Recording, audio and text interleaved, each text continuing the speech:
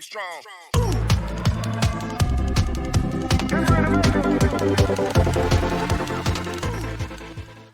The sun starts rising, and everyone takes a deep breath and starts to take some rest. Shin looks at the mid-grade dokkaebi and says that she will kill him with her own hands, and Kim tells her to wait. Suddenly, there's lightning in the air. Kim looks at the sky and sees some unknown creatures appear. He thinks that they are the dokkaebi enforcers. The dokkaebi Paul is speechless to see them. He gets trapped in a spell and asks what is the meaning of this. The enforcer tells mid-grade dokkaebi Paul that he is under arrest for violating the rules of the star stream.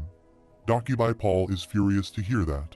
The enforcers tell the dokkaebi that he can choose to remain silent on the scenario he was in charge of, and he will lose all rights to handle the main scenario. He will also be demoted to a low-grade dokkaebi, and all the achievements he has earned so far will be annulled. That will be his punishment. The dokkaebi is angry. He tells them to hold on a second, asks what they mean by demotion, and asks them to tell him what he did wrong first. Kim and Shin are listening to their conversation. The dokkaebi Paul tells the enforcers that he believes he ended the scenario perfectly, and tells them to look at the constellations. They are all having fun, and he says that he has not broken any rules of plausibility. He enforced the scenario under the agreement of the constellations. The enforcer interrupts Paul and says that this is the problem with streamers. All they think about is constellations. Paul is shocked to hear that. Not all dokkaebi respect the constellations. Enforcers are ex-constellations who have fallen out of grace for unavoidable reasons and were transformed into dokkaebi. The enforcers tell Paul that scenario enforcement can only be used when the constellations are willing to share the responsibility of breaking the rule of plausibility. Paul shouts that he knows that it's because of the dangers of the aftermath that come from breaking plausibility. But as long as the constellations are satisfied, the enforcer interrupts Paul again and tells him to look at himself. Paul sees that he is tied and asks why he is under the effect of the aftermath of breaking plausibility. The enforcer tells Paul that he had the chance to end the scenario without resorting to scenario enforcement, and it was a refreshing turn of events. He asks Paul why did he put a stop to it. Because of his meddling, the Seoul Dome's administration is under emergency. Paul is furious.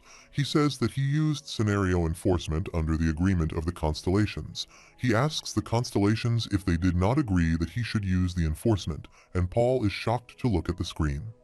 The enforcer tells Paul that he is such a fool and asks if he realizes that the constellations have left already.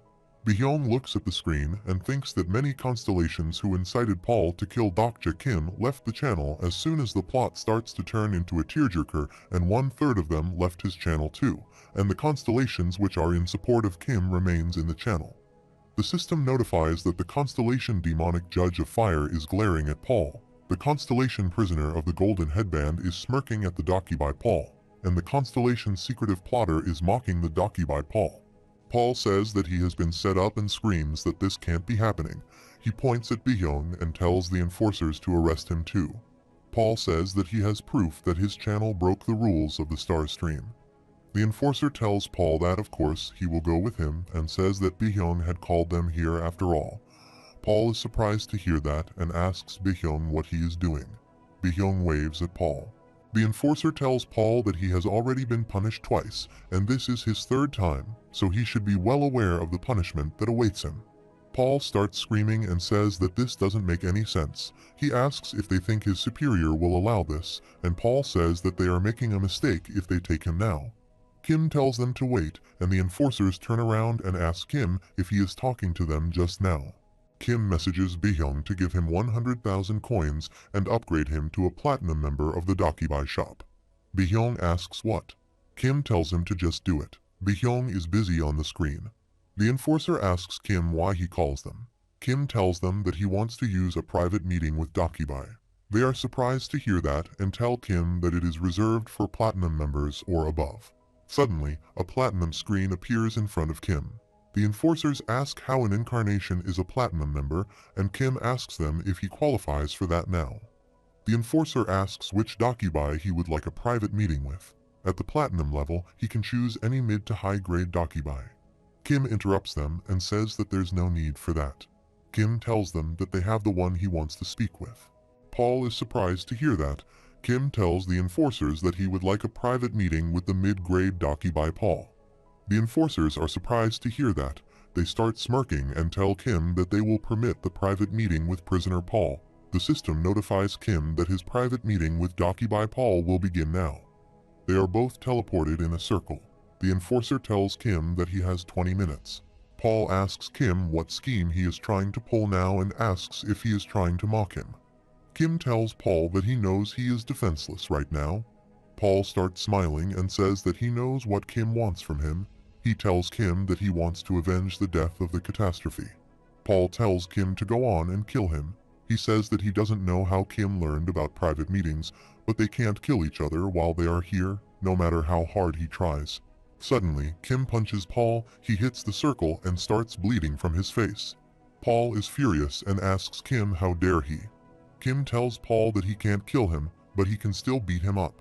Kim tells Paul that he is sure that he has never been beaten like this before as a dokkaebi, and he has never felt pain like this before. Paul tells Kim that he is making a big mistake. There are special rules set in place for people like him who exploit private meetings. The system notifies Kim that he has harmed a dokkaebi in the private meeting space, so 500 coins have been deducted as a penalty. Paul tells Kim to go on, foolish human, and take his best shot with the little coins he has as an incarnation.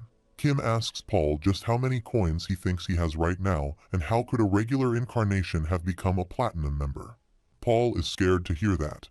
Kim starts smiling and tells Paul that he has a lot of coins he earned, and thanks to him, the system notifies him that the coins in his possession of Kim are 2,05,902.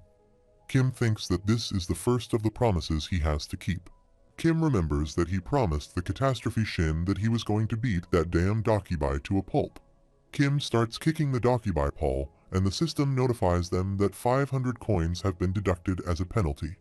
Paul tells him to stop and says that this is utterly pointless. Doing this won't bring back his dead friend. Paul tells Kim that he exists outside of the scenarios and says that he can't earn any coins doing this. There's nothing to gain from this. Kim says there he goes going on about that damn coin again. Kim says that he is doing this because he has nothing to gain from this. Kim tells Paul that he only thinks about gains and losses, but humans find the purpose of life in pointless things like this. The system notifies Kim that the constellation prisoner of the golden headband is excited by the plot twist that has never been seen before, and he has been gifted 500 coins. Kim looks at the screen and says that he is not putting on a show this time. The system notifies that Kim has returned the 500 coins he was gifted. The system notifies that the constellation prisoner of the golden headband is flustered and secretive plotter is intrigued by his actions. Kim grabs Paul by the collar and lifts him in the air. Paul starts begging for his life and says please spare him. The system notifies that the constellation demonic judge of fire is touched by his actions. Kim tells Paul that he better answer his questions if he wants to live, and he asks where Shin's soul is right now. After some time, the circle starts disappearing, and the system notifies that the private meeting with dokkaebi Paul has ended. Paul is beaten to a plum by Kim. The enforcer starts laughing and says it looks as though he has already been through a lot, even before his punishment begins. Kim comes back to the ground and puts his hand on Shin's head. He messages Bi-hyung and asks if he bribed the enforcers. Bi-hyung replies of course, but tells Kim that he has spent too many coins just now. Kim replied that he still had a lot left. Kim looks up and thinks that just as he expected, the demons handed the dokkaebi beast Lord Shin, and the contract fell into the hands of the demons during that transaction. Kim remembers his private conversation with Paul in the circle. Paul tells Kim that he doesn't know where her soul is. He tells Kim that because he borrowed the power of the archangels, their contract with the demons was nullified. Paul starts laughing and tells Kim that he will never be able to find her because her poor soul has now entered the labyrinth of the world. The enforcers are taking Paul back through a portal. The system notifies Kim that the calculation of the additional rewards has been delayed due to a scenario error. Bi-hyung looks back and messages Kim that he won't be able to contact him while visiting the administration. While passing through the portal, he glares at Kim and says that he will leave the channel open, so try not to cause any trouble while he is gone. Kim thinks that is good news. Now, there isn't anyone who will object to what he's about to do next. The portal disappears in the sky. Kim looks at Sangha and asks her if she could summon Lover of the Abandoned Labyrinth. Kim thinks that before Shin died, he promised her a few things using the skill sentiment of the Beast King. He told her not to worry and she wouldn't die. She asked what he meant, and Kim told her that he would help her so that she can be revived. He has done it twice already, and it is not as bad as she thinks. He doesn't know how long it will take, but as long as she doesn't give up, he promised that he will bring her back to life. Shin started crying. Kim wonders if Shin's soul has entered the labyrinth of worlds, then it will be impossible to bring her back to life. He thinks that there's still a chance he could retrieve her soul. No matter what world a soul comes from, all souls pass through the afterlife when leaving this world, and the constellation involved with the afterlife, which he can strike a deal with, is Olympus. Sangha is currently summoning Olympus. Kim looks at her and says he wants to make a deal with Olympus, so he wants a meeting with the king of the underworld. Kim thinks that it is time for him to keep his second promise. Sangha opens her eyes after some time and she looks sad. Kim asks her if she could tell him what her supporting constellation told her. Kim wonders what harsh things they have said for her to look this sad. Sangha replies that she told her that the father of the rich knight isn't someone she can call upon, and Kim thinks that is the nickname for one of the big three of Olympus, Hades, and the king of the underworld. Kim thinks that Ariadne is only a historical constellation, so Hades must be too high of a rank for her to call upon. Sangha asks Kim if that is even possible. Kim thinks that she must have realized that he is trying to revive Shin. Kim thinks that it is impossible to revive someone who died in principle. If one could do that without any penalties, then you wouldn't have needed to regress every time he died. Kim tells Sangha that he is sorry, but he can't tell her everything else for now. He thinks that he can't reveal his plans while the constellations are watching, and many constellations hate him in this scenario. Kim thinks that he has already made his move. He just needs to wait for them to take the bait. A dokkaebi appears in the sky. He looks nervous as he is sweating and shaking. He says that his name is Yongi and he will be taking over the reward calculation. Dokkaebi Yongi says that he will now calculate the additional rewards for the fifth scenario. He tells everyone that he just gave them the most common healing potion used in the star stream. The system notifies them that they have received Elaine Forest Essence. Yongi tells everyone that even if they are seriously wounded, they will be able to heal themselves by drinking this and going to sleep, so they must use it where they can be sure that it is safe.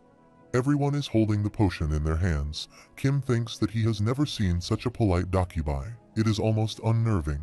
Yongi says that the additional rewards given to major contributors will be handled later tonight. Good job and good luck in the next scenario. At night, the system notifies that the additional rewards given to major contributors of the fifth scenario will be a B-grade skill, and the major contributors are Dokja, Kim, Huiwen, and Yu. Kim is looking at the screen and says that he finally got his hands on this skill.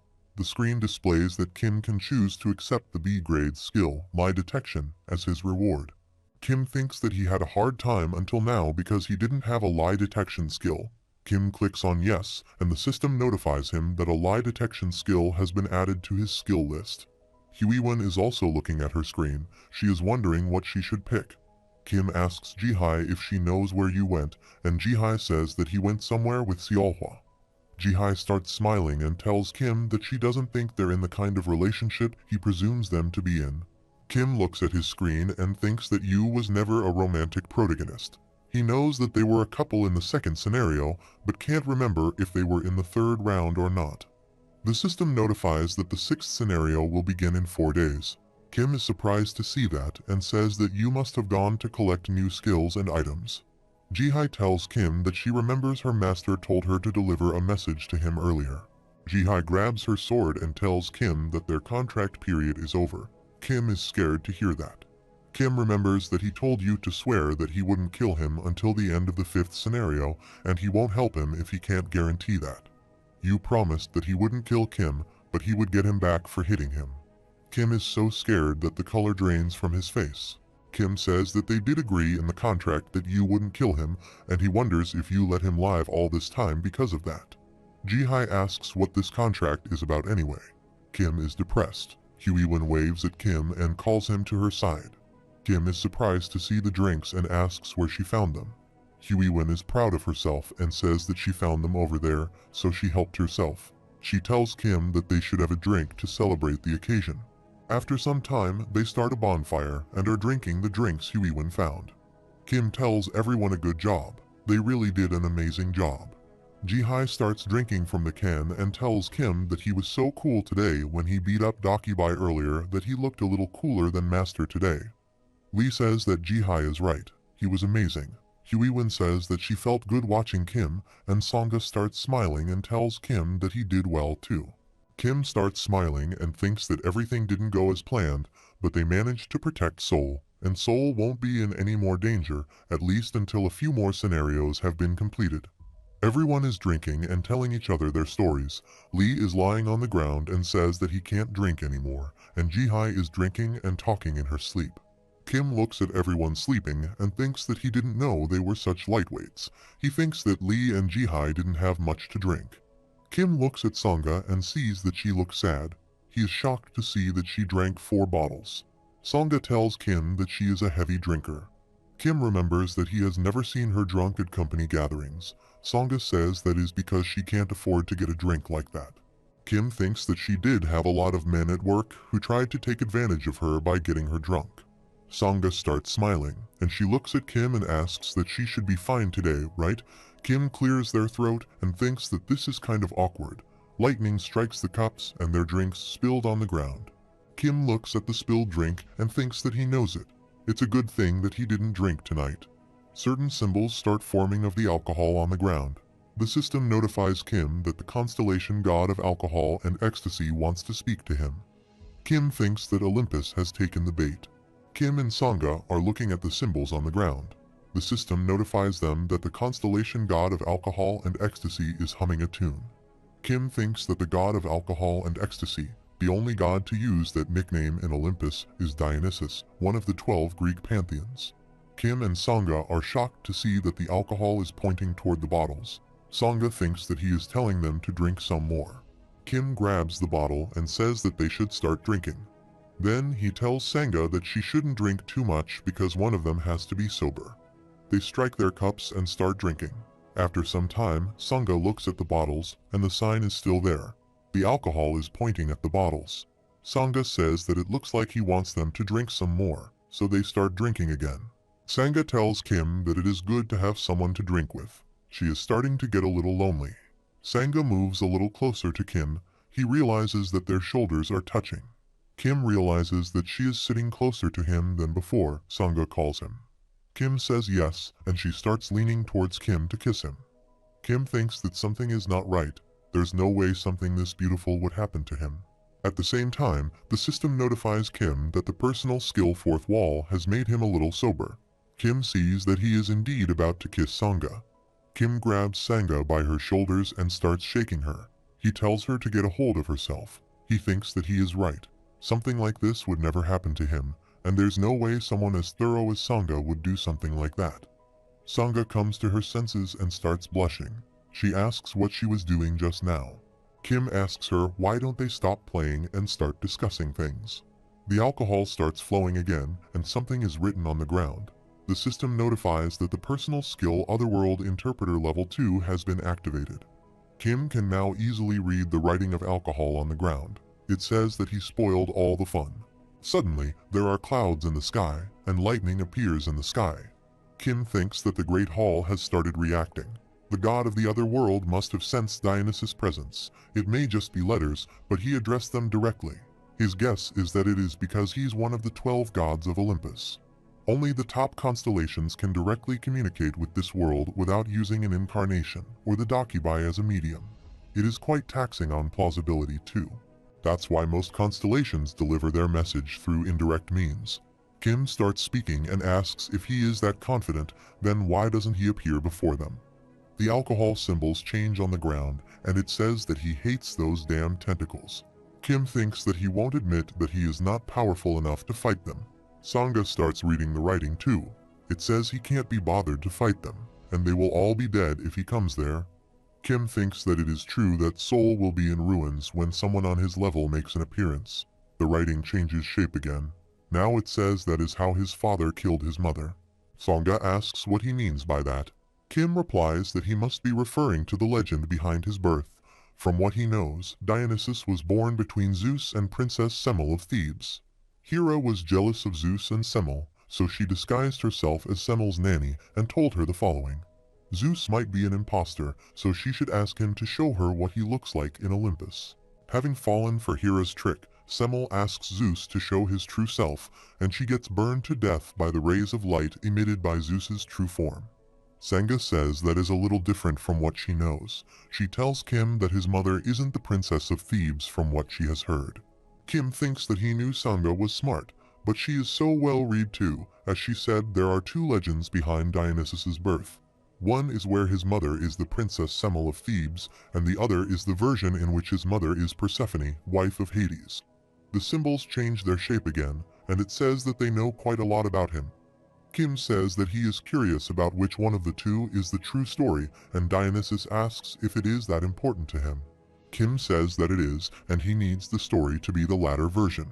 Kim thinks that the reason he went along with Huiwen and started a party was so he could lure out Dionysus. He thinks that if Dionysus is indeed the son of Persephone, then it is highly possible that he is able to communicate with Persephone, wife of Hades. The alcohol changes shape again. Dionysus calls Kim an insolent human and says that he likes rude humans. Kim thinks that he knows of someone who is as reckless as him, and he was very good with the lyre, but things didn't end well for him either. Kim says that it will be different for him. Dionysus tells Kim that he can open the gates of the underworld for him. The father of the rich knight doesn't like him, but the goddess of the underworld will grant his request. He tells Kim that it is very dangerous there, and he can't guarantee that he will make it back alive. Kim says that it is fine by him. The alcohol changes shape again, and Dionysus says that is good. He also likes desperate humans. He tells Kim to remember he will only have 12 hours. If he doesn't return by then, he will never be able to go to the scenario in which he resides. Suddenly, Kim starts feeling sleepy. He thinks so this is why he wanted to get them a drunk. He starts falling on the ground and tells Sanga to wake up the others. Kim is passed out as Sanga starts running towards Kim. The system notifies that a new hidden scenario has arrived, and the constellation god of alcohol and ecstasy is guiding Kim's soul. Dionysus says that he hopes that father of the rich knight takes a liking to him.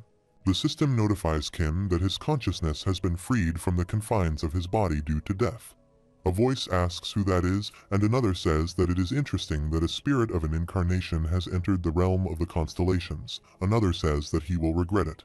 Kim thinks that they are too loud and wonders if they could be from Olympus. The system notifies Kim that the personal skill fourth wall has been activated in full force. Kim is unconscious and is wearing different clothes. The system notifies Kim that he has entered the underworld as the spirit of a living man. Kim wakes up and thinks that his head hurts. The system notifies that the judge of the underworld has noticed his presence. Kim thinks that it is hard getting up since his body feels too heavy. He thinks that this must be the river of the underworld that Hades rules over Akron. He thinks that Charon, the boatman of the underworld, must be waiting for him. At the same time, someone throws mud at Kim's face and tells him to get up. Another person asks if he is new here because he has never seen him around before. A muscular person grabs Kim by the collar and says he doesn't seem to be injured or anything. He tells the others to search him. He could have brought something with him. The person tells the muscular man to be careful. Seeing how he ended up here, he could be pretty dangerous, and he asks whether he heard about the lunatic who passed through a few days ago. The person replies that he was just one in a million. Kim sees that everyone is working there. He thinks that seeing how this place is full of souls, this place is just the underworld. Kim asks what they are doing here. Everyone is doing construction there. The muscular man asks Kim if he is ignoring him. Kim grabs his hand and throws him on the ground. He is lying on the ground holding his hand and asks how he is so strong. Kim is checking his scenario window. It says Hidden Scenario, a stroll through the underworld. The category is hidden. The difficulty is a plus. The clear condition is to find a way back to the realm of the living and avoid being caught by the judges. The time limit is 12 hours, and reward will be 10,000 coins, and the penalty for failure is that Kim will be forced to become a citizen of the underworld. Kim wonders why he is here and thinks that he should have ended up by the banks of Akron. The person lying on the ground asks Kim how dare he do this to him. He says that he was once the hyena of the final night.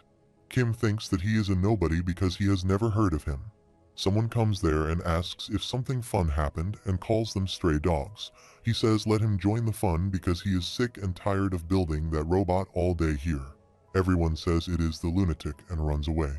The person with white hair asks Kim what he is doing here. Kim wonders who he is and why he is acting like he knows him. He lifts his hair and asks Kim if he really forgot. Kim is shocked to see him and thinks that he is Namwoon Kim. Kim thinks, of course, that the underworld is where the dead end up. He wonders how he could miss the fact that the people he has killed would be here. Namwoon tells Kim not to be like that. They are both dead already. He asks Kim who was it that killed him. After some time, Kim is working with everyone, and he sees a monster and sees that there is no doubt this is hell. Namwoon tells him that he can relax a little and says that he will be fine if he doesn't go near that. Kim thinks that he must have ended up in Tartarus, the hell of the underworld. Namwoon says that it is just a baby. It is only a tier 4 monster. There are far greater ones in the levels below. Namwoon starts laughing and asks how it feels to have ended up in hell. Kim thinks that he is laughing in this situation. Kim asks if there is someone else down here besides him, and Namwoon says there's him. Kim says he is not talking about himself. Kim says that he has been looking around, but he doesn't see a single person he recognizes like Myung, the catastrophe of questions, or Minu Song, the humanoid demon. Namwoon says that he doesn't know. He is the only one from the subway who ended up here. Kim thinks that Hade's underworld is just one of many afterlives, so they must be in the other ones. Kim asks Namwoon if he has seen a young woman who passed by recently. He asks a young woman, and Kim says that she has white hair and a ponytail and is quite pretty. Namwoon says that he gets it now. He asks Kim if he died trying to save a girl, and Kim is angry at him. Namwoon says that is the problem with his generation. They think love is something great enough to die for when that is so old-fashioned. Kim asks him again if he has seen her or not, and he just answers him. Namwoon replies that he hasn't, and that it is too bad he didn't get to see his girlfriend. Kim thinks that he guessed Shin's spirit didn't come here. She may not have crossed Akron just yet, but since her spirit is from a different world, she will be exiled out of this world in due time, and he must find her spirit before that happens. Kim asks Namwoon what he is doing here, and he says building that thing, of course, and now Kim will join him. He points in that direction and asks Kim if he sees the thing that looks like a robot.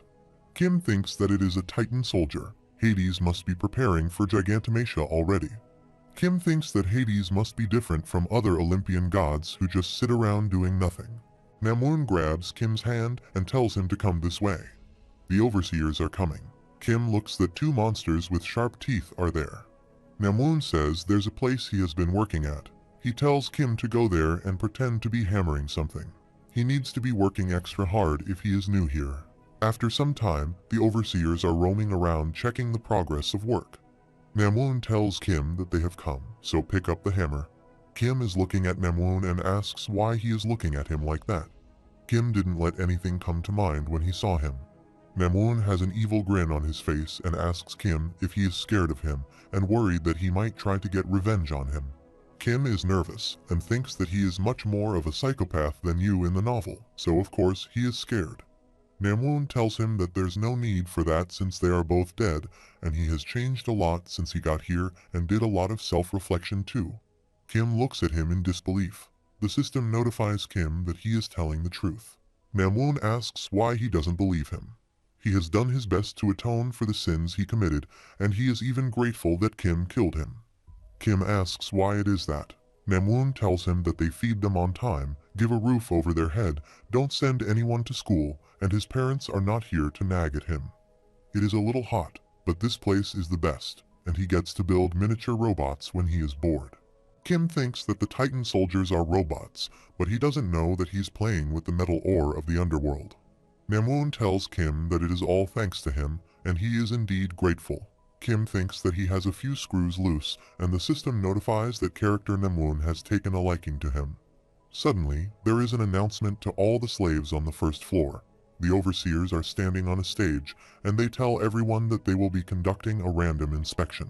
Namwoon tells Kim that they inspect them all the time because they have got nothing better to do. The overseers tell everyone that an intruder has entered the underworld. It was reported that a living spirit had crossed the Akron. If the Great Death finds out about this, then terrible things will happen to them as well. The inspection is to find the vile intruder among them. This is just a formality, so don't be anxious and remain where they are. Kim is worried and thinks that things are progressing faster than he expected. Namwoon says that they are a bunch of idiots. Even if a living person came here, they would never come to Tartarus of all places because there's no escaping here. He looks at Kim, who is lost in his thoughts. Namwoon asks Kim if they were talking about him just now, and Kim replies that they were. Namwoon tells Kim that he is indeed the master of manipulation and asks how he could pretend to be dead all this time. Kim asks if there isn't any place he can hide. Namwoon asks where he can hide in a damn prison. He tells Kim to go hide in that robot if he is that desperate. Kim asks if that robot is finished, and he replies that it has not yet been completed.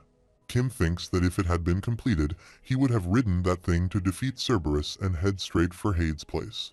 Namwoon asks if he is going to hide in that robot. Kim replies no and thinks that thing is nearly a living organism, so he might end up being digested if he goes inside. Namwoon says that is good because he will die right away if he goes inside the robot. Kim says he thought Namwoon turned over a new leaf, but he replies only for people who are dead like him. Namwoon starts grinning and says it was nice seeing him, but it's too bad that he will die soon, so he will be nice to him then. Kim is worried and thinks that you also visited the underworld near the end of the novel. He closes his eyes and wonders what he did then. The system notifies Kim that his memory of the novel has been elaborated due to his attributes. Kim remembers that you defeated the overseers and told them to go tell the king of the underworld that he would be taking Pluto, the Titan soldier. He told everyone to get lost unless they wanted to die. Kim opens his eyes, grabs his hair, and thinks that Psychopath Yu challenged the judges of Hades head-on. He thinks that is only possible because Yu is a regressor. He doesn't have that much power, and he is not even a regressor. Suddenly, Kim realizes something and says hold on. He asks why he can't do what Yu did and why he shouldn't get caught by the judges because the judges might obliterate him for Hade's sake. Kim stands up. The observers look at him and ask who he is. Kim says that he is the person they are looking for. One of them instantly grabs Kim's neck from behind and starts freezing him. Kim says that it looks like they are about to obliterate him into non-existence, but he suggests they think again. If they kill him now, then they will end up losing in Gigantomachy for sure. The observers start looking at each other while Kim's neck is frozen. Kim tells them to go and tell the father of the rich knight that he knows of a way to complete that Titan soldier. Kim thinks that he can feel the cold seeping through his bones, and it feels like his heart is about to freeze. After some time, the overseers take Kim to Hades. As they walk past Cerberus, they look at Kim and start growling. Kim looks back at Namwoon and tells him to have fun in hell. He is shocked to see Kim leave. After some time, they climb some stairs and Kim looks around. The overseers tell Kim that he will get lost if he's not careful. Kim messages Bihyung and asks if he is there. A dokkaebi replies that he is. Kim recognizes the voice and says that it is not Bihyung and asks if he is a new dokkaebi. He replies, hello sir, he is Yonggi, a low-grade dokkaebi. Yonggi tells him that Bihyung is off tending to business at the administration, so he is here to fill in. Kim asks if he is not going to do his job, and he says sorry. Kim tells him that the scenario has been updated and asks why he isn't keeping him updated. Yonggi asks Kim how one updates a scenario. Kim is disappointed to hear that and asks what kind of a dokkaebi asks Incarnation that question. Yonggi tells him that Bihyung told him to ask him if he comes across anything he doesn't know. Kim grabs his head and wonders what Bihyung has gotten him into. Yonggi tells Kim to hold on, and he will go and ask another dokkaebi. Yonggi says that he is sorry to ask Kim about this, but could he display his message backlog? He tells Kim that this is his first time working as a dispatcher. Suddenly, Kim starts receiving a lot of messages. He looks at the screen and sees that Dionysus is overjoyed by his suffering. The constellation prisoner of the golden headband is excited by his adventure. The daimonic judge of fire is praying that he may come back to his comrades safely, and the secretive plotter is curious to find how he'll escape. The system notifies Kim that he has been gifted 12,000 coins. Kim wonders if he got 12,000 coins just for showing them Hades' palace. He says, well, if one thinks about it, he is basically broadcasting private property where cameras aren't allowed. The overseers tell Kim that they have arrived.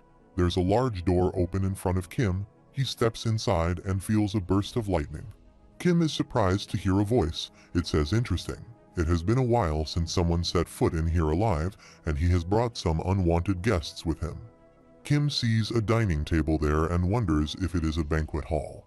He can't see clearly because it is too dark. But since they are in Hades' palace and a woman is speaking to him from where the lady of the house is supposed to be seated, suddenly the doors are closed behind Kim and he is startled by it.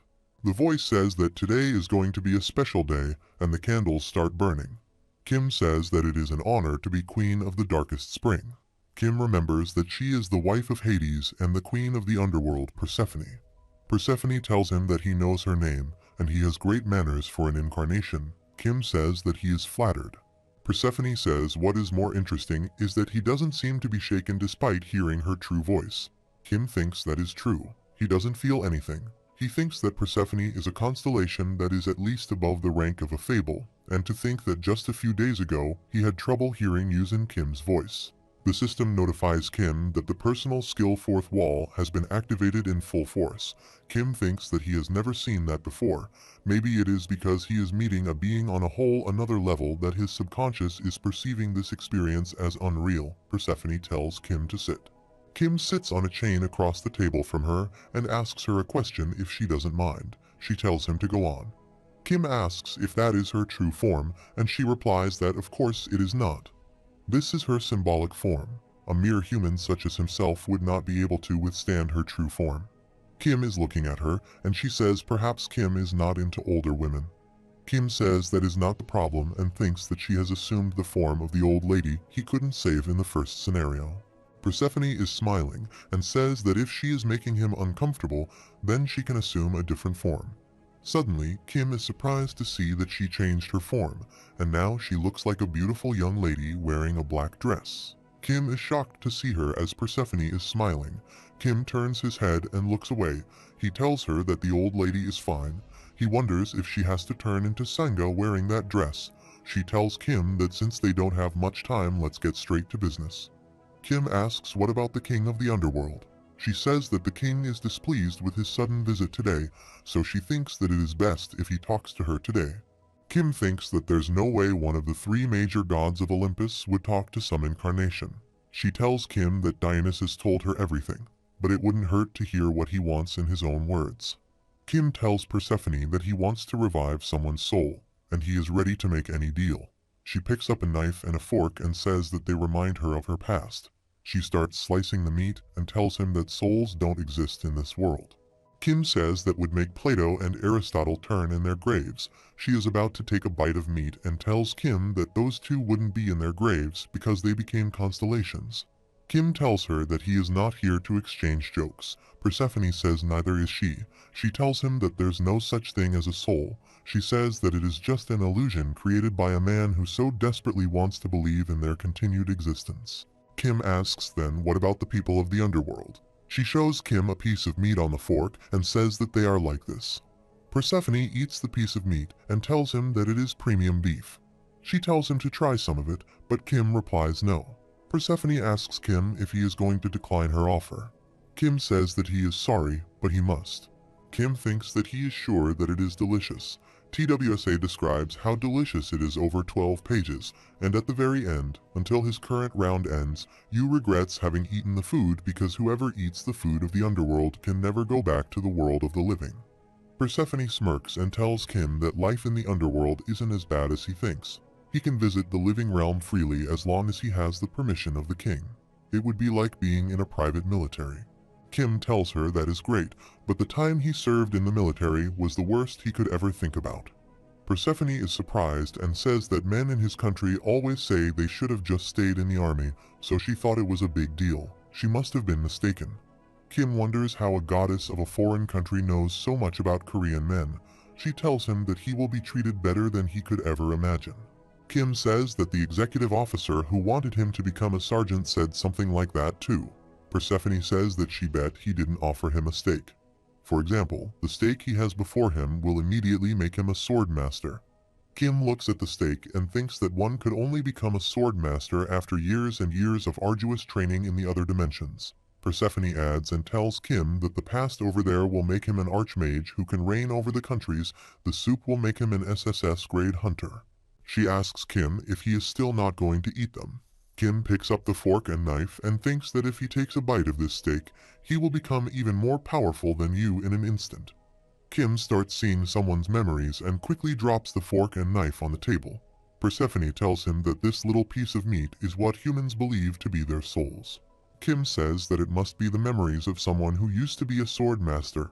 She starts smiling and tells Kim that it is their story and that it is the dish that constellations love the most, those who devour stories and are story fanatics. Kim is angry and thinks that this is the true nature of the beings they call constellations. Persephone tells Kim that death is like an ending to a story, just as a slaughtered cow can't be revived. Dead people can't come back to life because their story has ended. Kim says that he knows that there are exceptions. Persephone says that it is all lies. There are no exceptions. Kim asks if she can swear on the sticks, and she is surprised to hear that.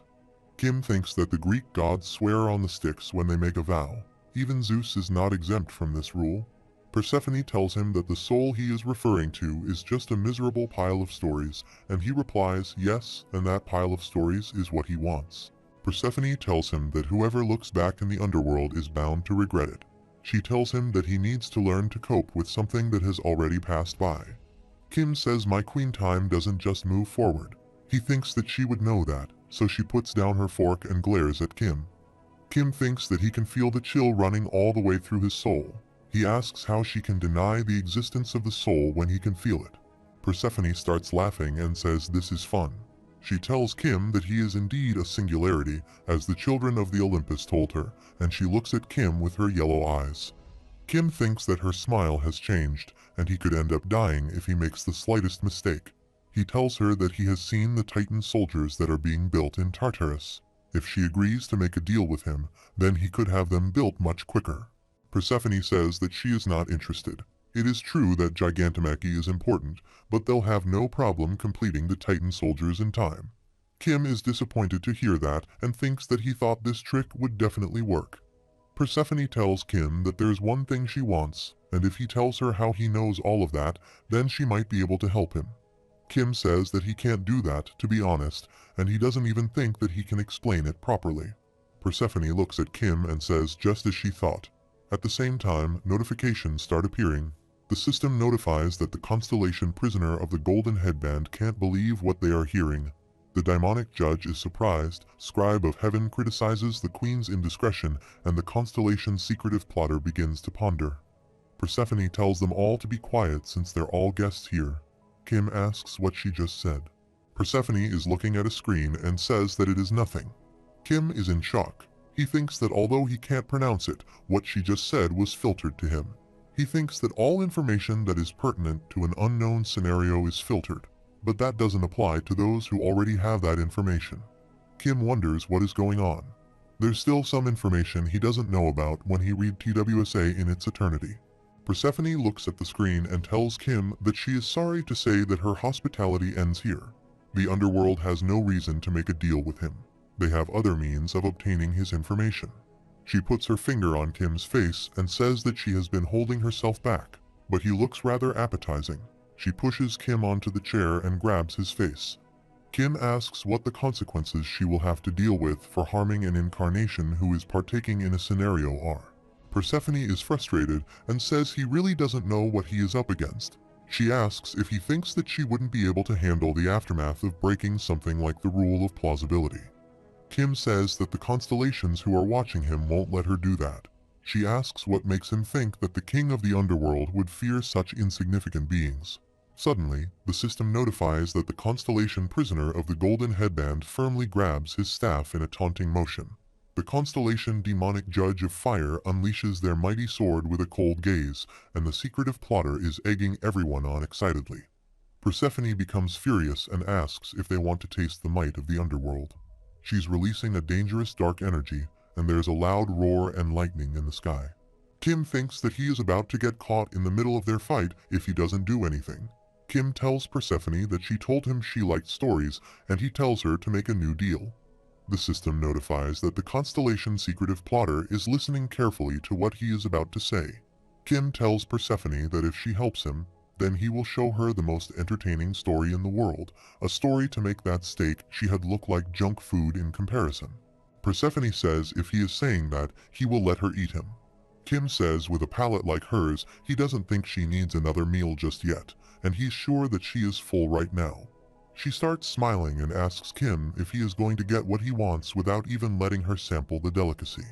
He replies that he will let her, but if she devours him now, then she will live out the rest of her life in regret that she might have had the chance to dine on an even finer delicacy if only she had held herself back.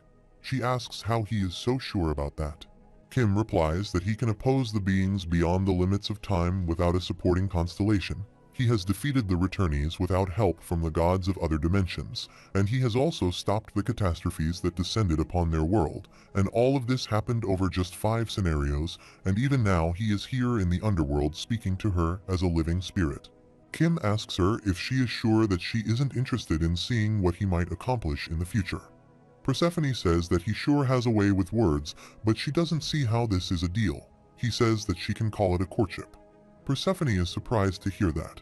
Kim starts smiling and says because he is serious right now, he can create a story for her that is unlike any of the ones she knows, a story to keep her on her toes at all times. Kim thinks that he was wrong to think that he could strike a deal with the constellation. No constellation in their right mind would agree to something like that with a lowly incarnation, so the only choice he has is to bluff his way out of it.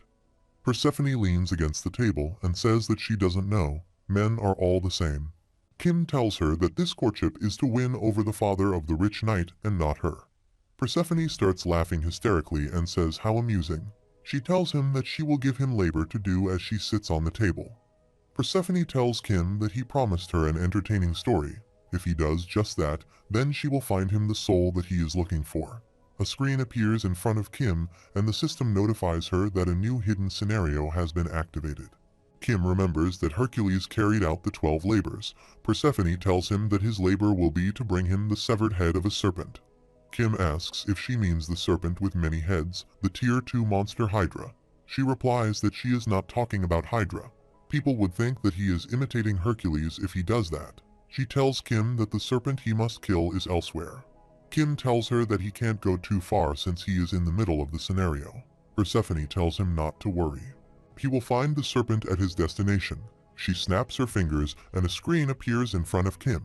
He thinks this is how she keeps tabs on them. Kim looks at the screen and wonders if that is the state of the 6th scenario. Kim notices someone on the screen and thinks they are Seong and Pildu. Seong tells the old man to chop down some trees and make a shelter for them. Pildu replies that he is in real estate, not property development. Kim wonders what is going on because the 6th scenario couldn't have started just yet.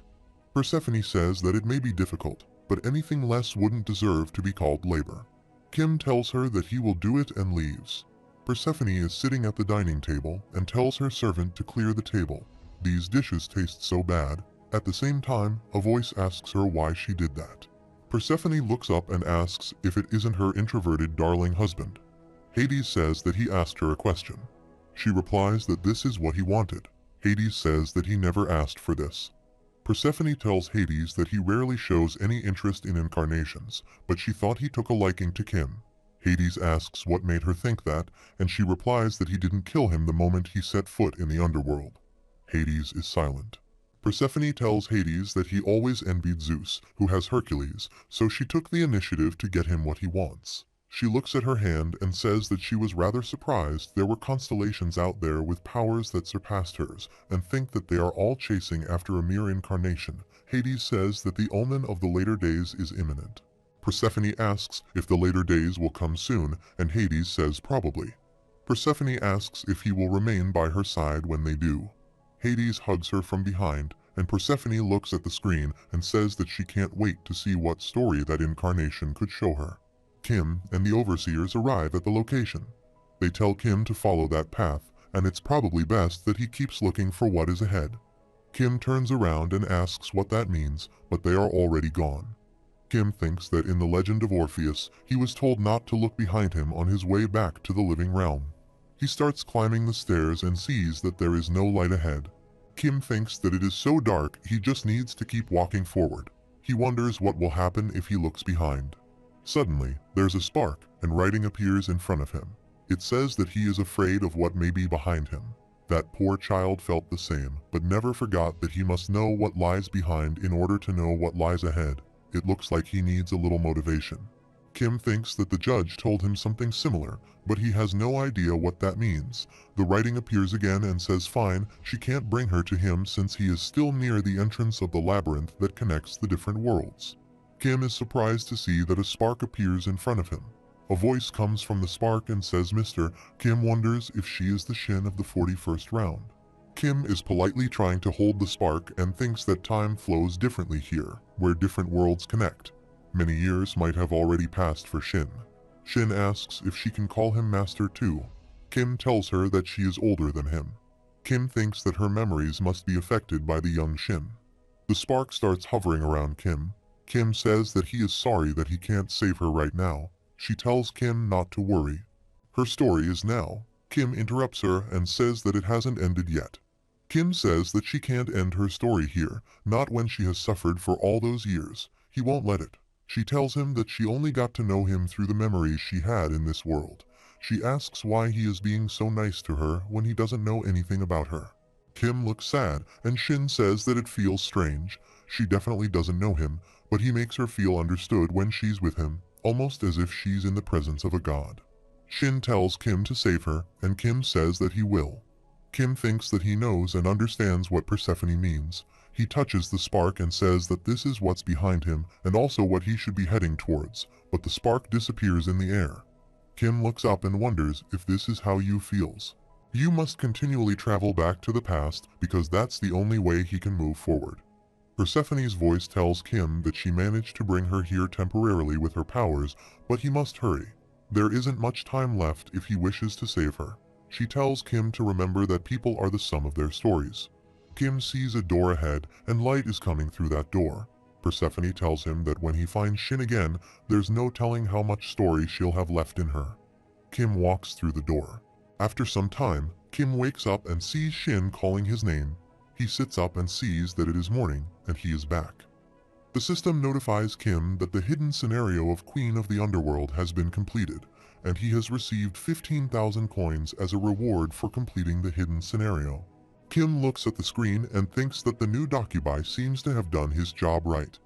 The system notifies Kim that the constellation, the god of alcohol and ecstasy, congratulates him on his safe return, and he offers to make up with Kim.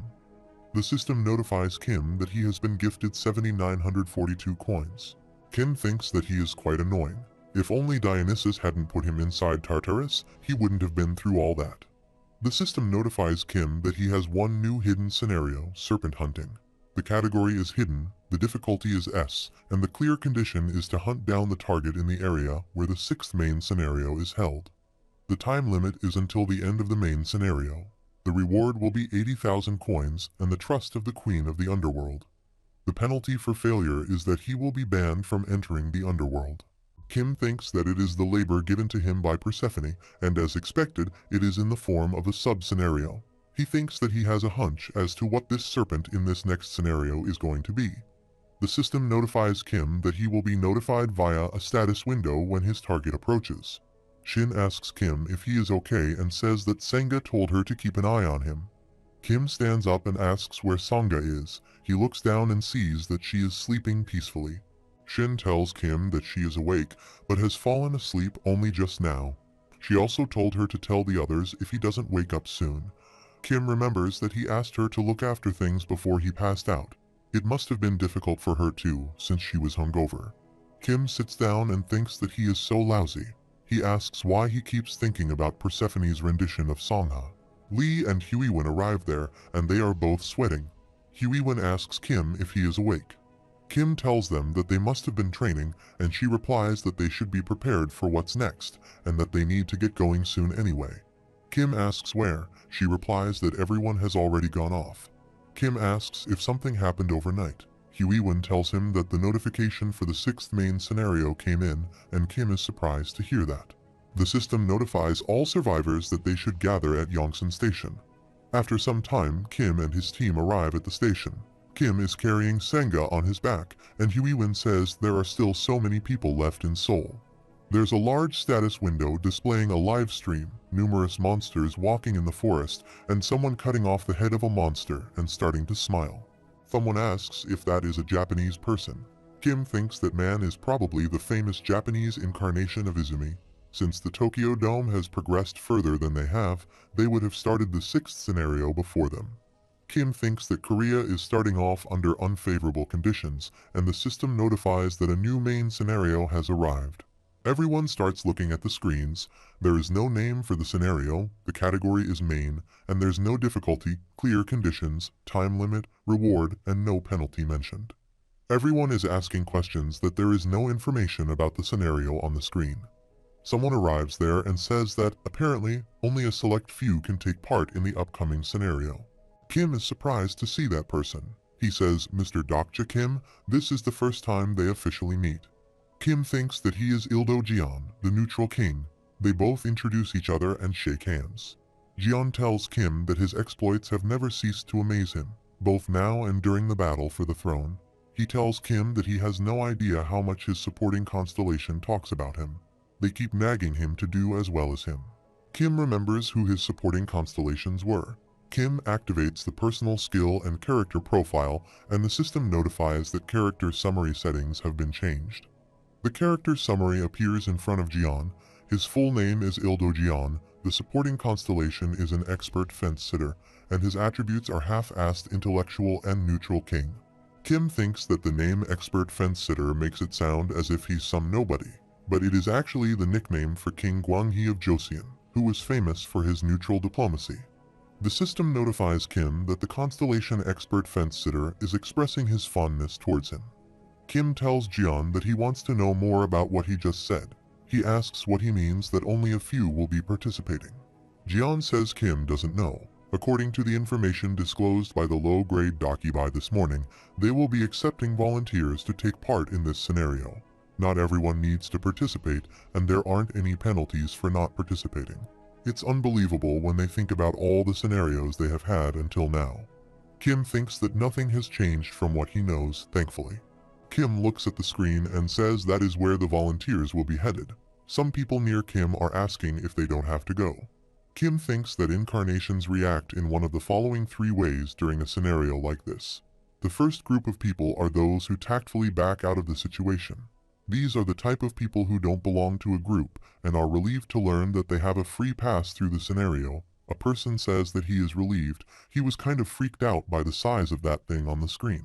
The first group will eventually meet a horrible end at the price of not participating in the scenario.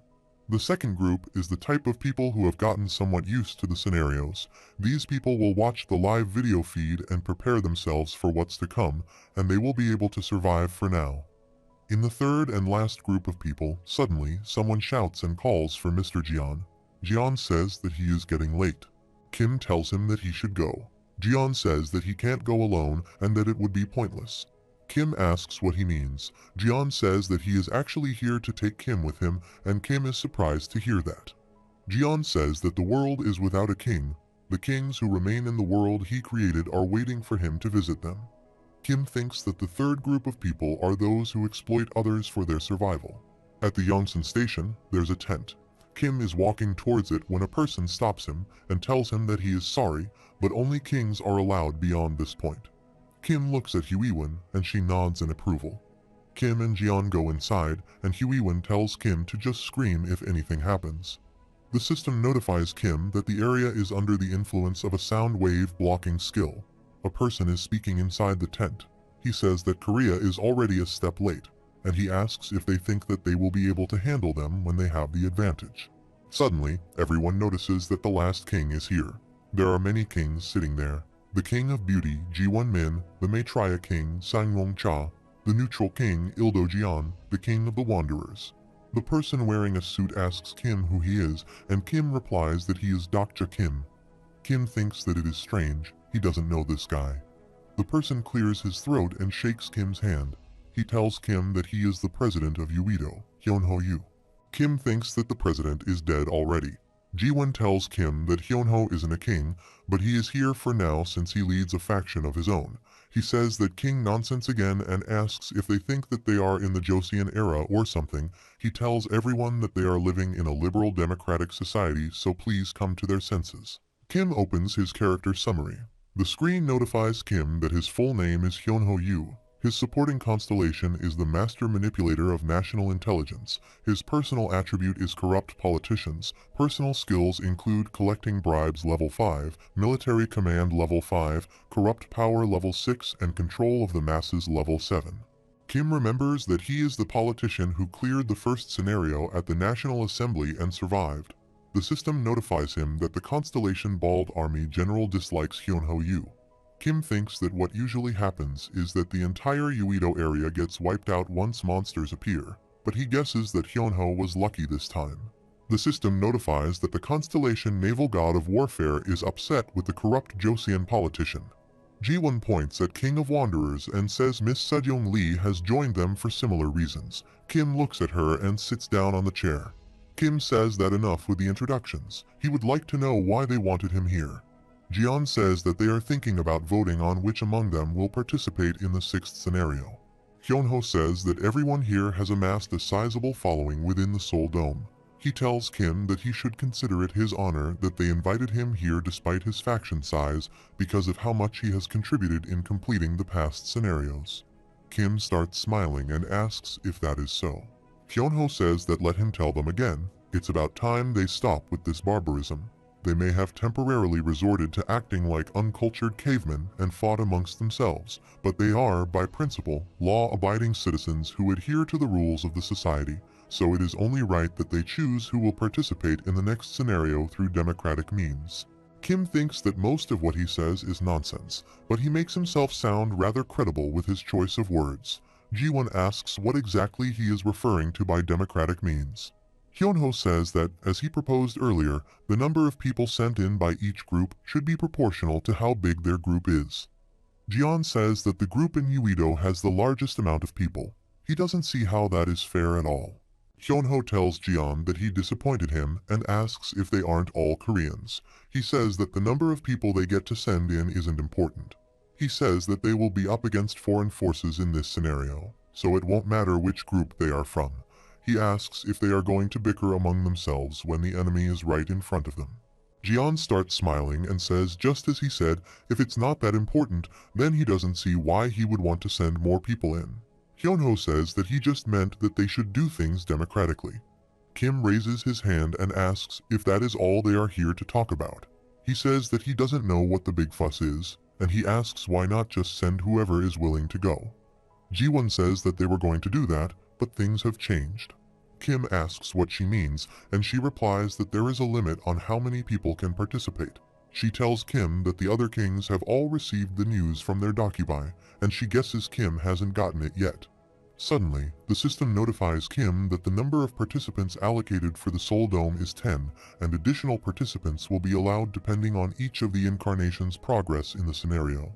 Kim thinks so. That is what they were fighting about. Unlike the other incarnations, which were afraid of the scenario, the kings understood the importance of getting a head start. They believed that the more of their own people they could get to participate early on, the better chance they have to control the scenario. In other words, this is a meeting of kings held to fight over the ruling throne. Ji-won says that she will go. They have heard that there were many Japanese people in this scenario, so it's only right for her, as the descendant of the Silla, to lead the way. Sang Yong-cha says that is nonsense. It should be Beach who leads the way as they have had many cultural exchanges with Japan. Hyunho says that it should be him who leads the way and says that their supporting constellations are like fossils. Jian tells everyone to calm down.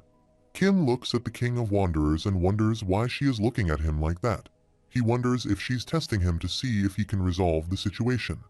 Kim picks a snack from the table and asks why they are arguing among themselves when the last king hasn't arrived yet.